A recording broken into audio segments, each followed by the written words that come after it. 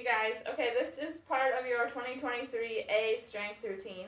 So not everyone has the exact same routine, but you all have some similar exercises on your routine. So I'm going to go through what is circuit 2 for all of you. Some of you have some of these exercises, some of you have others in the circuit. So look at your sheet before you do the exercises to see which ones you have, and you can skip the ones that I'm demonstrating that you don't have. So before I begin circuit 2, I want to just demonstrate real quick. For the dynamic warm-ups, the WIs are here. So this is the W up into the I, W, I. This is a shoulder warm-up to do before you begin your strength training. So that's that. All right, let's get into circuit 2, which is your weight circuit. So one of the first exercises some of you have is external shoulder rotations. So for this, you're going to take dumbbells.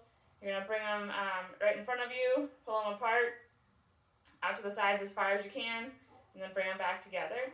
So for this one, stand up nice and tall. Try to keep your elbows at your side and elbows bent at 90 degrees as you pull apart, and then bring them back together. So those are external shoulder rotations. Next up, we have sumo squats. So for sumo squats, you're going to hold a weight here. Just let it hang down in between your legs. Make sure that you have a light weight if you've not done these before, so you can get your form correct first. You're going to push your hips and your butt back. Keep your weight in your heels. Sink down with the kettlebell or dumbbell as low as you can without any pain, and then stand back up. Squeeze your butt at the top as you stand up.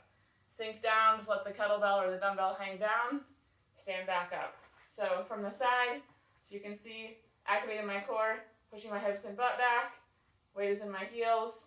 Sinking down, keeping my weight in my heels so my butt is back, and then stand up, squeeze your butt at the top. So you're getting a really good glute work here as well as quads and the rest of your core.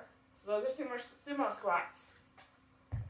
Next up is wood chops. For this one you can use a kettlebell, dumbbell, medicine ball, and you're going to go up and overhead to one side, down to the opposite side on your thigh, up and over, down to the other side. You'll do all your repetitions on one side, and then you will switch to the other side. These are wood chops. Again, keeping it controlled. Kind of pause for a second at the bottom and the top, so you're not just using momentum. Next up is inchworms. This is a combination of cardio, core, strength, stretching, everything. So you're going to start standing up tall. Bend down, stretch your back and hamstrings, walk your hands out, all the way out into a high plank. Hold the high plank for just a second, or longer if that's specified on your sheet. Bring your hands back up, stand up nice and tall. If your hamstrings are too tight for you to do this with legs straight, you can bend your knees, walk out into that high plank, and then bend your knees as you come back up, and stand up. Either one of those variations is fine, and you'll get a good stretch from that. Next up is step-ups.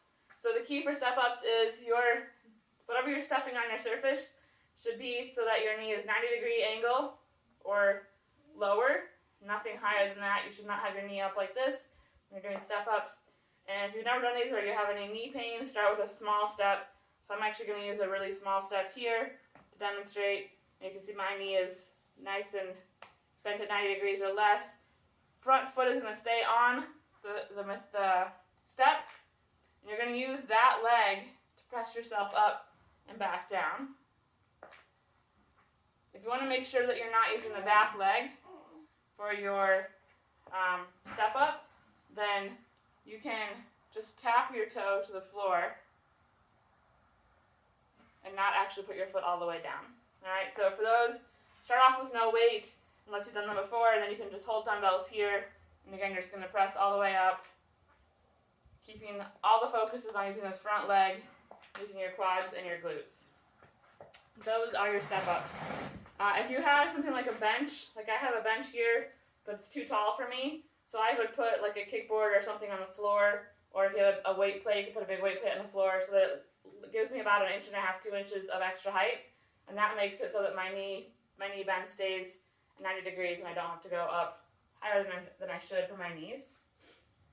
Next is our static lunge and one-arm row. So for this one, you're going to get into a lunge, static lunge. So you're just going to hold a lunge pose, put your hand on your knee, let your weight hang down here.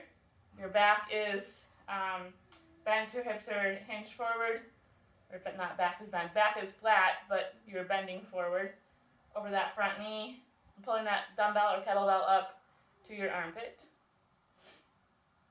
Do arm on one side, and then you'll switch sides. And whatever leg is back, that's the side that you're going to use that arm, and you have the weight in that side. Next up is our good old-fashioned bicep curls. Straightforward. Stand up tall, engage your core, elbows at your side, curl the dumbbells up to your shoulders, and then bring them back down. The key with bicep curls is slow and controlled, not using momentum. Also, keeping your elbows in at your side so you're not swinging and using your back. This is not what we want to do. Keep the elbows in, curl up so you're isolating the biceps, bring them back down, not using your back. Those are your bicep curls. And at the end of the circuit, most of you have 2 core exercises: starfish crunches and side planks with leg raises. Starfish crunches, can't demonstrate right now because of being postpartum. I'm not quite back to that form yet.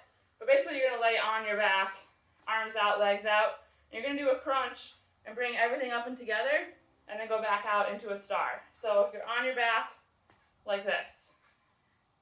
I have another video that shows these, so you can look for that on my YouTube channel. And then the final core piece of this circuit is a side plank. And then if you can, also add a leg raise. So for the side plank, whatever form is best for you for side plank, I'm going to keep my hand down for right now. So side plank here, if you can, bring your arm up to hold yourself up.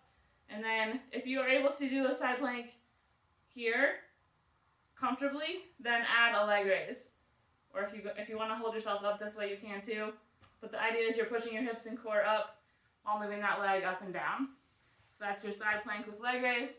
Make sure that you're doing that on both sides, obviously. Same amount of time or same number of leg raises per side.